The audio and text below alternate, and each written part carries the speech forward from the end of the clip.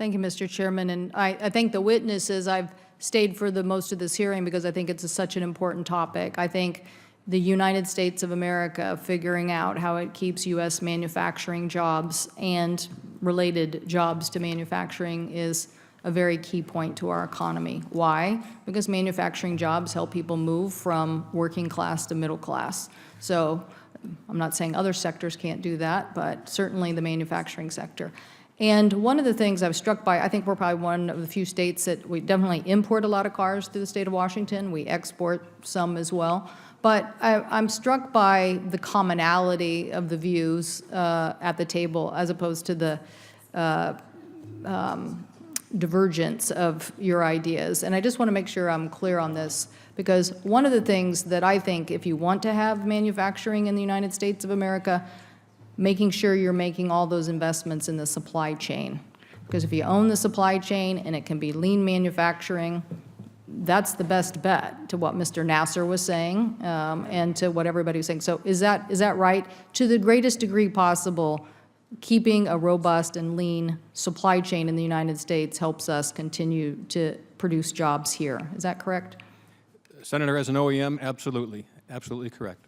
Anybody else? From our standpoint, you know, if you go back to like 2009, the different suppliers, when they start to fall, it affects everyone. There's such an interdependency of a company like Honda that deals with all kinds of different suppliers. All you need is just one weak link and you get into trouble. Mr. Nasser? Yeah, I'd say definitely maintaining supply chains in the United States is absolutely critical. Most of the, the work done on a car is in the supply chain. But that's also why it's important that we look at where automakers are investing new plants. And I think there is the distinction between where the workers and companies stand when it comes to our bottom lines. For corporations, it's shareholder value. That's the end of the day. If they can invest overseas and make a lot of money doing it, that helps their shareholders. That does not help American workers. Our main thing is having the jobs in the United States and having good paying jobs. So, But you believe in the supply chain. This is my Oh, point. absolutely. You're in agreement with these gentlemen. Mr. Definitely. Britt, I'm assuming you agree with the supply chain. Absolutely, Senator. And again, a great example is Spartanburg, South Carolina, and the state of South Carolina. We have over 400 companies that are in the supply chain for all these automotive manufacturers. It's not just BMW. It is Honda, Toyota, Kia, you name it. Those suppliers supply for everybody in the United States. And the key thing is when they move offshore, they don't come back. Yep. And so in keeping the supply chain, my guess is you all agree on this too, that having a well and highly skilled workforce in the United States is key to keeping that supply chain. Is that right? Can I answer that question, Yes, Senator? yes. And I'm going to go back to my testimony earlier. When I talked about 100 years of textile manufacturing in Spartanburg and in South Carolina, we were used to a protectionist state. Our state was designed, and our tax laws were designed to keep industry out, to protect the home team, the textile manufacturing in the upstate, the agricultural industry in the lower part of the state. I grew up on a small tobacco farm in Dillon County where the floods are now hitting, and I'm thinking and praying about all those folks down in the PD.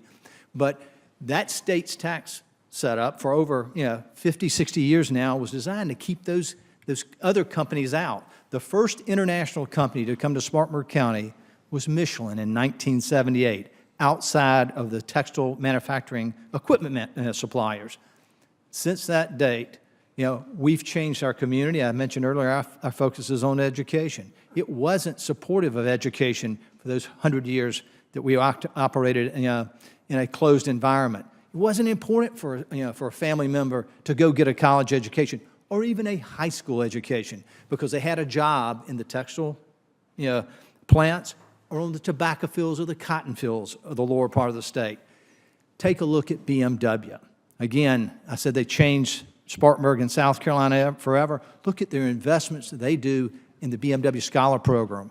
They have raised that bar in education now because of those 10,000 associates that work in BMW, a small percentage actually works on the production floor. They're in engineering, I only have a few minutes left, so excuse me. I'm assuming, Mr. Nasser, you agree, and other witnesses. Senator, just very quickly, if I might, We talked about R&D and new innovations, new technologies before. That's true in the product. It's also true in the plant floor. The plant floor in 2018 is far, far different than the 1980s. And we, as companies, have responsibilities to keep our workers trained and up to speed on this new technology. You know, I guess my point here is, what you've all articulated in this broad fashion here, is the same. If we want to keep these jobs in the United States of America, then we should invest in the supply chain, we should invest in skilling our workforce, we should invest in the R&D, and that is what will keep us competitive.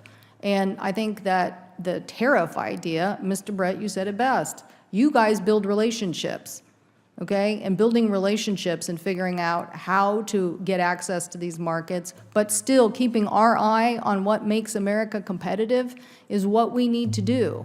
And right now, these tariffs aren't making us very competitive, I can tell you that.